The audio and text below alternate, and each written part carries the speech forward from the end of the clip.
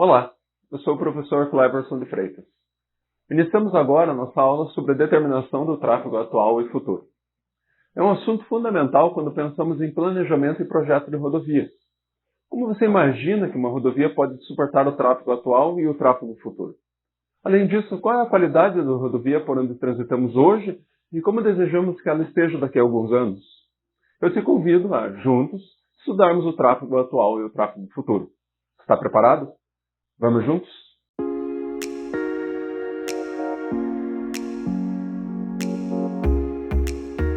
Olá pessoal, seja bem-vindo à nossa aula de hoje, onde vamos tratar sobre a determinação do tráfego atual e futuro. Mas por que é importante a gente fazer um estudo sobre a determinação do tráfego atual e futuro? Porque a gente não consegue, dentro da engenharia de tráfego rodoviário, a gente não consegue projetar uma reforma, uma adequação, um novo projeto de uma nova rodovia, se a gente não tiver esse conhecimento do tráfego que existe hoje e daquilo que a gente prevê que vai ocorrer no futuro. Então, acaba sendo um assunto de extrema relevância dentro do planejamento e projeto de rodovias.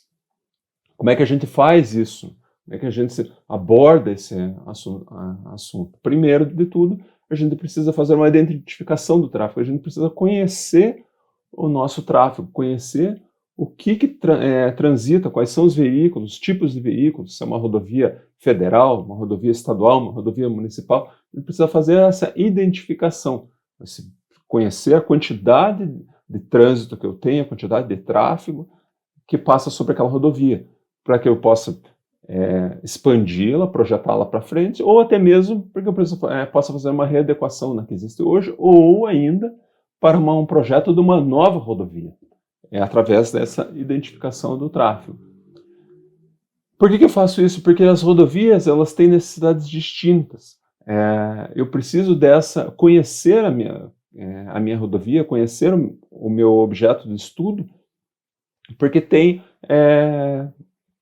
diversas necessidades. Então, fazendo essa identificação, eu consigo fazer uma adequação correta, consigo fazer uma duplicação, consigo fazer um novo acesso, fazer novas ampliações, tudo isso com a nossa identificação do tráfego atual e tráfego futuro.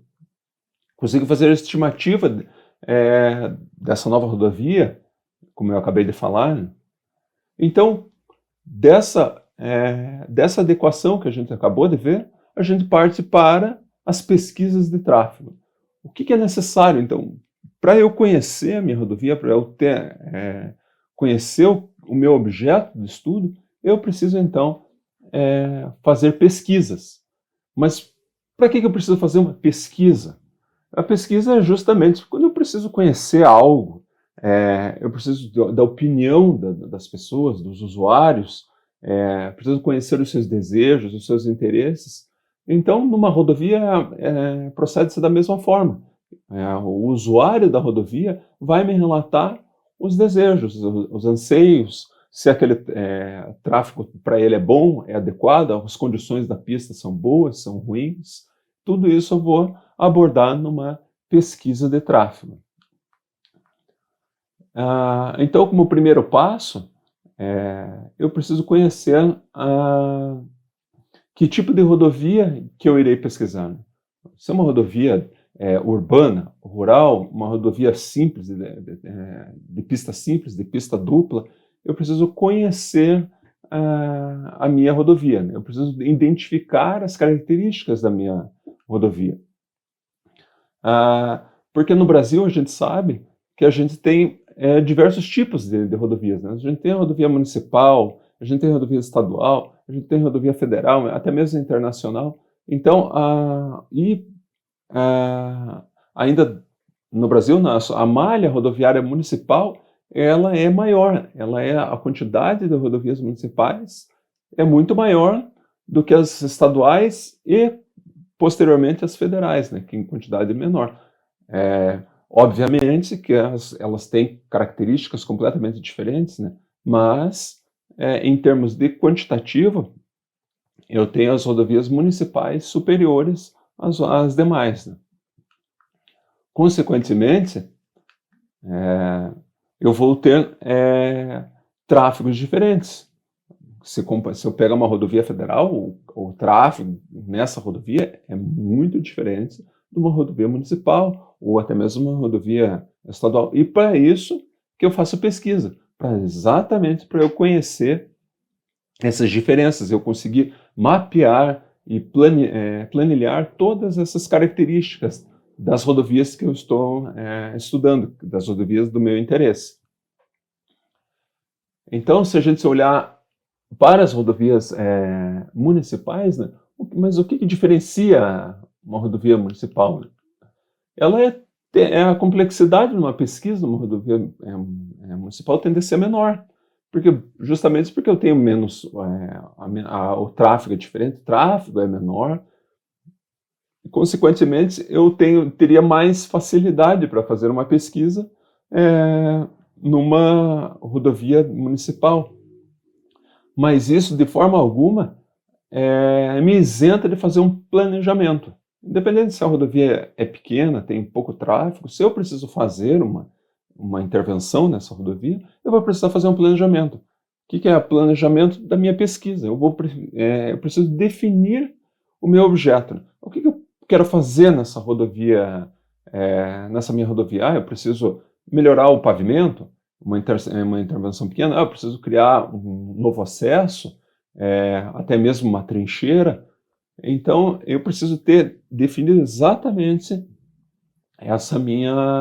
esse meu objetivo dentro da minha pesquisa. Né? Isso passa por um planejamento. Né?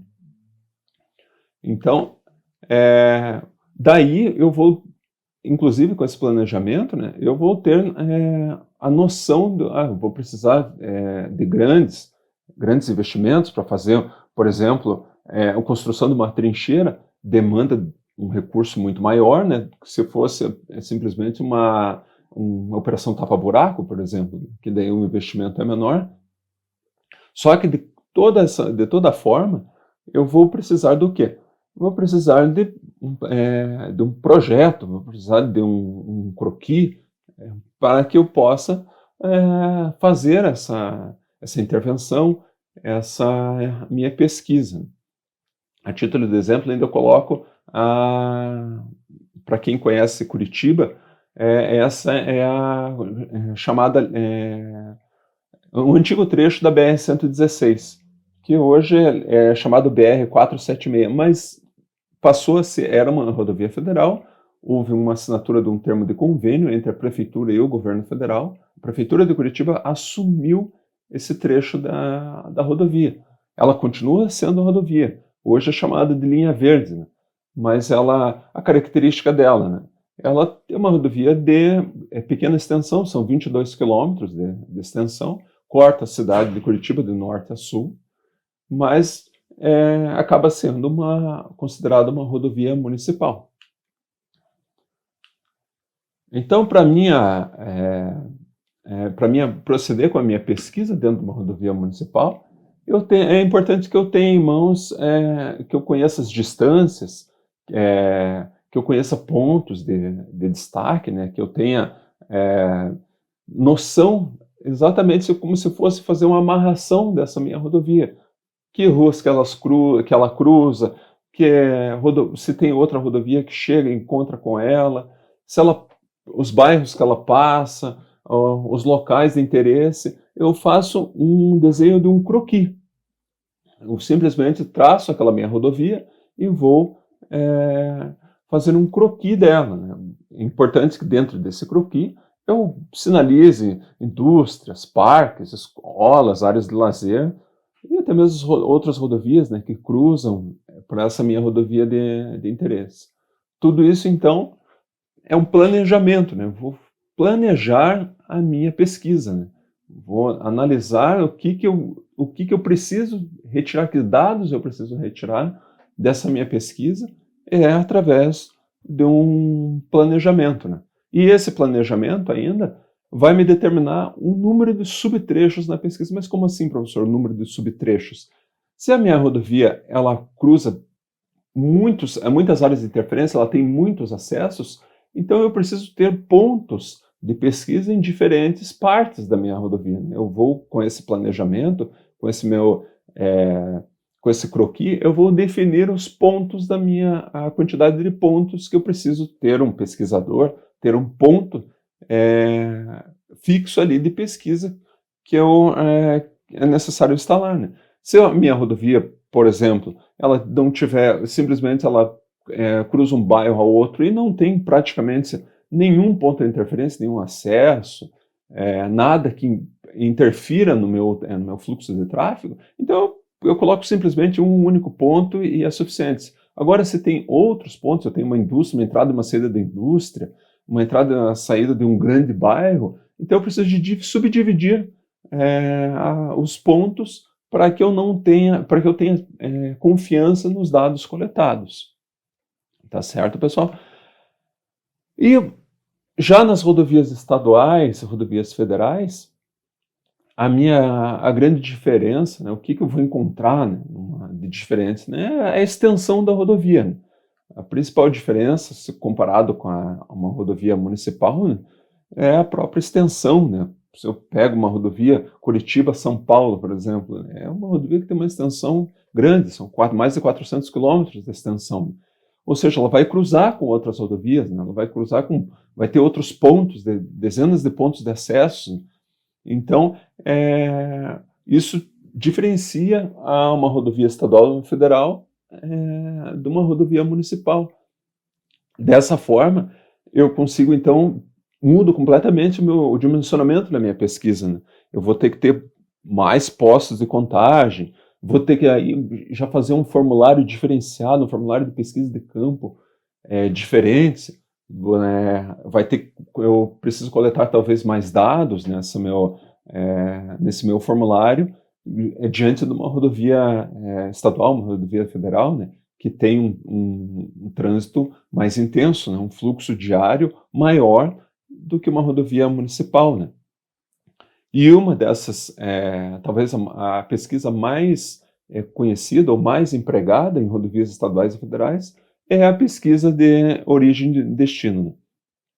A pesquisa de origem e destino, ela me subsidia, né, para que eu possa fazer uma nova rodovia, por exemplo, né, construção de uma rodovia estadual, uma rodovia federal, que ligue duas cidades que até então eram atendidas somente por uma rodovia de pista simples, e eu preciso fazer uma duplicação, justamente a pesquisa de origem e destino vai me subsidiar, ok?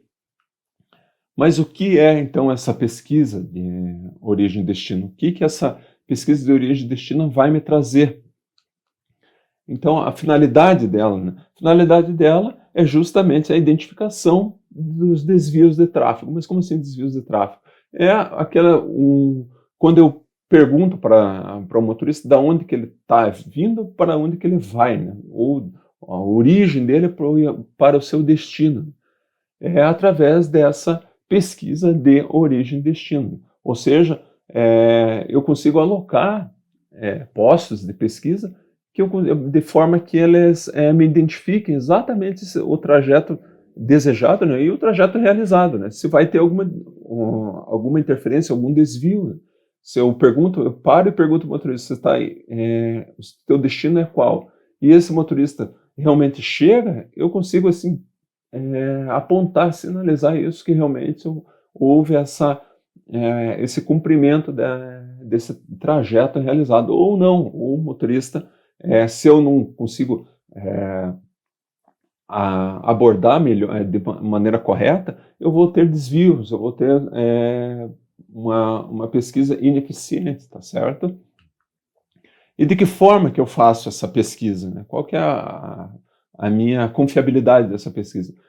É uma pesquisa assim determinada que eu tenho que proceder com ela durante 7 dias consecutivos. Se eu por exemplo, eu inicio minha pesquisa na segunda-feira, então entre segunda até a próxima segunda, 7 dias consecutivos e ininterruptos. Mas aconteceu alguma coisa, houve uma interrupção, por exemplo, na sexta-feira choveu muito, teve que ser interrompido, então eu descarto essa pesquisa que estava sendo feita e começo uma nova, desde que essa nova pesquisa eu posso pegar ali entre terças, entre quartas, entre quintas, mas tenho que obrigatoriamente cumprir os 7 dias consecutivos ininterruptos, tá certo?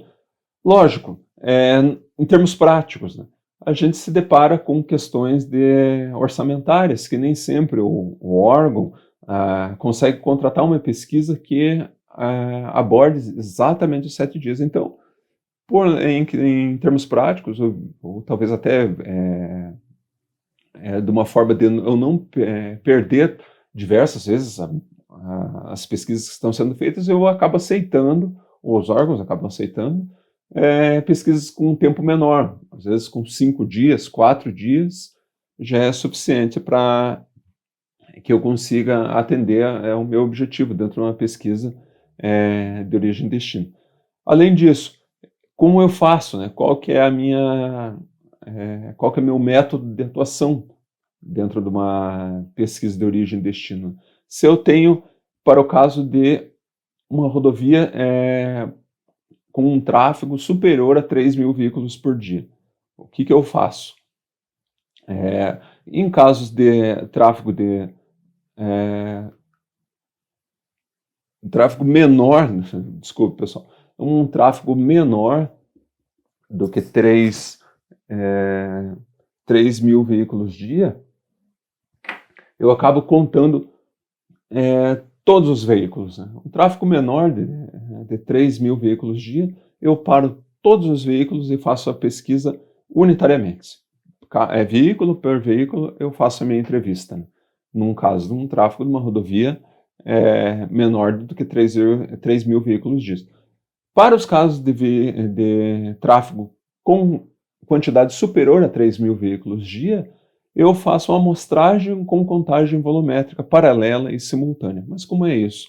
Eu simplesmente faço uma linha de corte em 300 veículos por hora. Mas como assim? Se a minha rodovia superar esses 300 veículos por hora, eu entrevisto apenas 300 veículos. Se ela for menor do que em determinado horário, não atinge esses 300 veículos por hora. Então, eu entrevisto todos. Mas a minha linha de corte acaba sendo, se eu tiver um determinado horário com 500, 600 veículos passando, eu entrevisto apenas 300 veículos. E depois eu faço essa expansão desses meus dados para a quantidade necessária, ok? E uma forma de eu fazer essa minha pesquisa é com o emprego de formulários. Formulários que muitas vezes assim as empresas que fazem essas pesquisas acabam adotando diversos modelos de formulários. Mas em termos de, vamos dizer assim, um termo padrão, seria captar alguns dados talvez considerados básicos, né, que seria ali a data, a hora, o local que está sendo pesquisado e, como vocês podem observar, a origem e o destino. O entrevistador ele preenche ali, colocando o município de origem e o município de destino e fazendo essas anotações. E também, um outro dado que eu consigo tirar é da própria entrevista. Né? Esse formulário ele pode variar, né? Ele pode ter outros modelos conforme a necessidade. Não é um formulário rígido, não é um formulário exatamente como assim que toda a pesquisa de origem e destino tem que se atentar. Então, o meu formulário ele não é um formulário rígido, não é um formulário que eu tenha que seguir um padrão e não posso ter alterações. Óbvio, eu posso alterar esse meu formulário, usar outros conforme a necessidade do que eu estou pesquisando. Mas, assim, eu procuro obter a maior quantidade de informações que depois eu possa utilizar, que depois eu possa me balizar, me subsidiar nas minhas decisões futuras, no meu planejamento para projeto ou reforma da minha rodovia de interesse, tá certo? Então eu passo agora para o estudo do fluxograma de tráfego. Mas o que é um fluxograma de tráfego? O principal objetivo de eu desenvolver um fluxograma de tráfego é se eu vou projetar uma nova interseção, né? Ou eu tenho um cruzamento de duas rodovias, de duas estradas, então eu preciso conhecer, eu preciso analisar todos os movimentos que ocorrem ali, que pode ser veículos que vão cruzar, veículos que vão entrar à esquerda, à direita, todos esses movimentos, que pode ser diário, mensal, anual, horário, eu vou planilhá-los, né? Eu vou contá-los, eu vou conhecer todos esses movimentos. Porque daí, tendo em mãos esses movimentos realizados ou previstos, eu posso então partir para o desenvolvimento, o projeto de uma interseção nova ou de uma melhoria numa interseção existente, ok? E como é que eu faço essa apresentação desse meu fluxograma? Esse meu fluxograma é apresentado em unidades de carros de passeio por hora e apresentado no sentido de movimentação. Vocês estão vendo ali na imagem que você tem um quadrado com um número ali dentro e mais as setas vermelhas. Então, cada número dentro desses retângulos, né, é exatamente a quantidade na unidade de carros de passeio por hora e o sentido que eles vão seguir, né? Se eles vão em frente, à direita ou à esquerda, está exemplificado ali, está representado pelas setas vermelhas. Tá, mas unidades de carros de passeio, como é que ficam ônibus e caminhões? Ônibus e caminhões a gente aplica um fator de conversão. Eu faço a contagem de carros de passeio, né, como se todos fossem carros de passeio, e ônibus e caminhões eu faço a anotação e faço uma aplicação do fator de conversão, que é o número 2 para os ônibus e 2,5 para os caminhões. Ok, pessoal? Então, quando eu tenho uma interseção existente, né, os movimentos nessa interseção acabam sendo registrados em veículos por dia. E daí, para mim ter a minha transformação, né, a minha conversão para um fluxograma horário, eu preciso fazer conhecer o meu pico horário. Eu vou determinar aquele meu pico horário e com esse dado em mão, eu consigo fazendo a multiplicação, né, do meu tráfego diário pelo meu valor do pico horário e daí eu transformo no dado do meu fluxograma horário. Ok, pessoal? Muito bem. Para mim conhecer ainda melhor a minha rodovia, eu faço estudos de capacidade. Mas como assim estudos de capacidade? Estudos de capacidade, ou a capacidade de uma rodovia, é exatamente, eu vou conhecer, eu vou quantificar o grau de suficiência da minha rodovia. Mas como assim o grau de suficiência? É o quanto a minha rodovia pode suportar em volumes de trânsito atuais. E previstos, inclusive. Se a minha rodovia vai ter capacidade de garantir que aquele fluxo aconteça.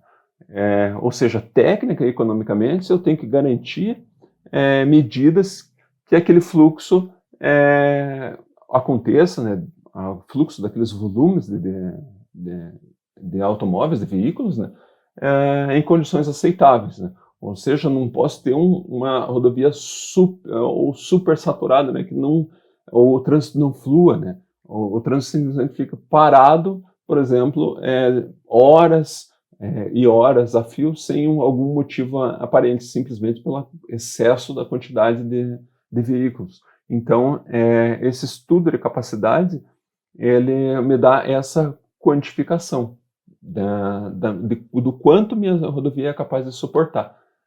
Mas ele tem um viés, ele não informa outros dados. Mas que outros dados são esses, né? A velocidade, o tempo de percurso, a facilidade de manobra, segurança, conforto, custos de operação, nenhum desses dados é considerado numa capacidade de uma rodovia. Ou seja, a capacidade de uma rodovia está simplesmente para medir, quantificar se ela atende para aquele determinado volume de veículos, tá certo? Então, ela tem esse viés, ela não informa todos os dados que talvez até sejam tão importantes quanto até mais importantes que simplesmente saber ou conhecer a capacidade da rodovia. Aí, tendo em vista esse nosso viés, foi criado o conceito de nível de serviço. O nível de serviço, então, ele veio para exemplificar a utilização da via pelos usuários, né? Que ela veio, então, para qualificar, né? Vai dizer de maneira assim se aquela rodovia é boa ou é ruim, ela é útil, ela atende, ela está adequada. Então ela vai além de simplesmente quantificar como faz um estudo da capacidade de uma rodovia. Então, assim, o que a gente pode entender? O que é um nível de serviço? Né? O que é um nível? O que pretende entregar para nós, dizer para nós, um nível de serviço de uma rodovia? Né? Ela vai ser uma medida qualitativa que vai observar não só a quantidade, né? Ela vai determinar a velocidade, o tempo de viagem, se a rodovia tem muitas ou poucas interrupções no seu tráfego, a liberdade de conforto que ela oferece e uma oferta de serviços de conveniência, segurança, se tem tem uma boa quantidade de postos de gasolina, se ela tem quantidade suficiente de postos de polícia rodoviária, então ela vai me fornecer esses dados. O nível de serviço é capaz de me dar justamente essas informações. Então, para que serve?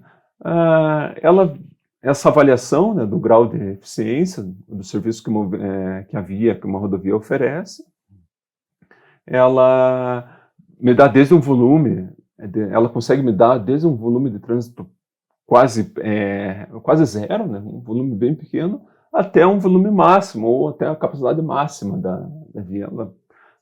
Esse nível de serviço, ele serve exatamente para isso, para me dar essa avaliação do grau de eficiência da rodovia. Então, como é que é a classificação? A classificação é em 6 níveis de serviço, que são designados pelas 6 primeiras letras do alfabeto. Então, sendo o nível A com uma melhor condição, né? E lá na última, na letra F, é uma condição completamente assim, de congestionamento completo, né? Como a gente classifica o nível de serviço de uma rodovia. E como é que é, então, esse enquadramento, né, como é que ela se enquadra dentro de cada nível de serviço, como é que eu chamo uma rodovia de nível A, nível B, nível C? É pela velocidade, em termos de velocidade, que ela acaba sempre mudando, né, entre um nível e outro, né?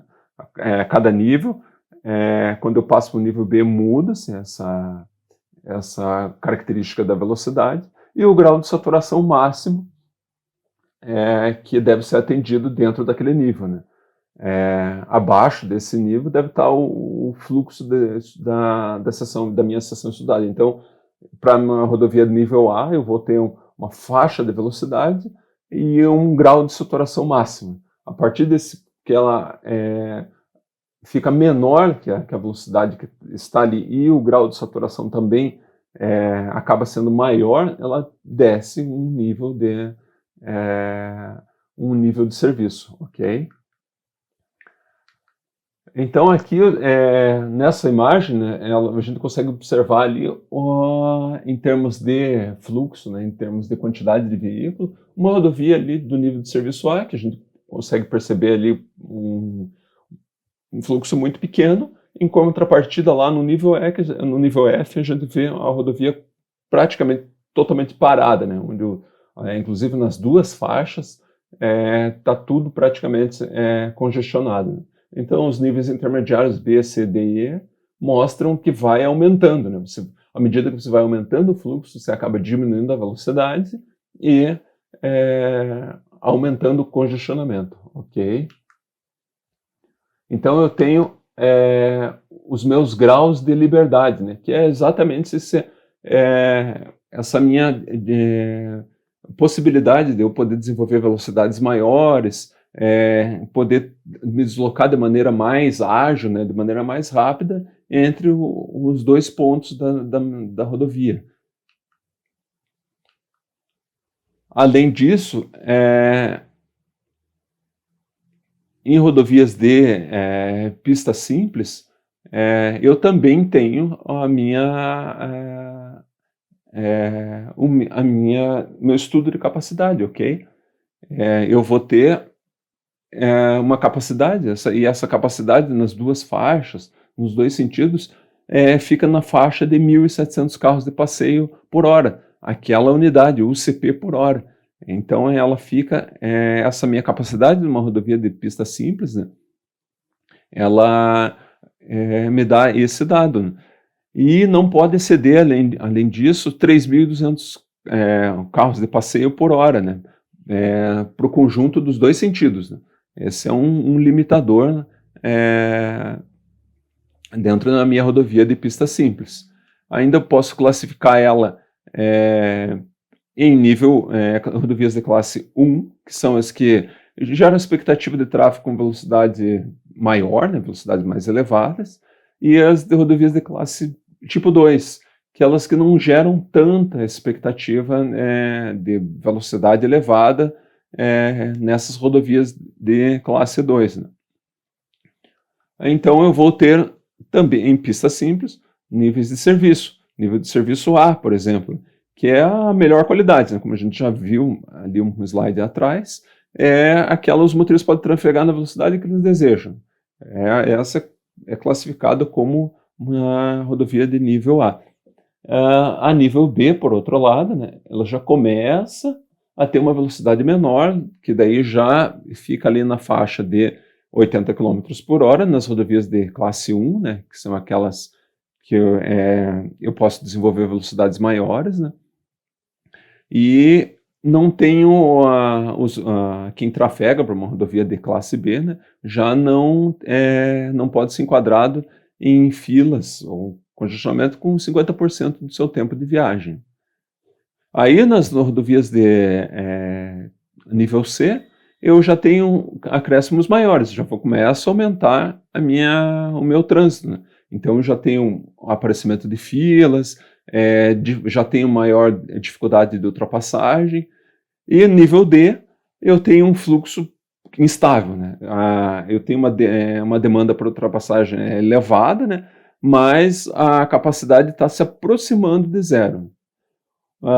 O nível E, por outro, também ela praticamente não tem manobras de ultrapassagem, né? Ela está muito carregada, né? E no nível F é um fluxo severamente congestionado, né? Então a demanda acabou superando até mesmo a capacidade da rodovia. Já nas rodovias de 4 ou mais faixas, nas rodovias de pista dupla, né, ou até com mais faixas de tráfego, elas incluem boas condições de tempo, de clima, de boa visibilidade, ausência de incidentes e de acidentes, e as faixas de tráfego possuem uma largura mínima de 3,60 metros.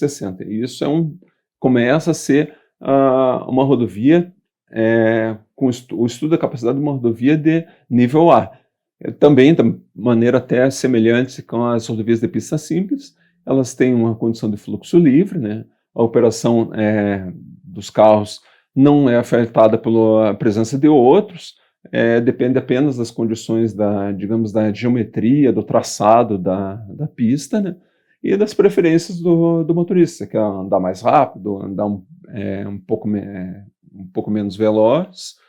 É uma rodovia, então, considerada nível A. Já de nível B, ela ainda tem um fluxo livre, mas ela já começa a apresentar um determinado trânsito, né? Os outros motoristas já começam a perceber a presença de outros veículos, né? As velocidades também se mantêm no nível A, né?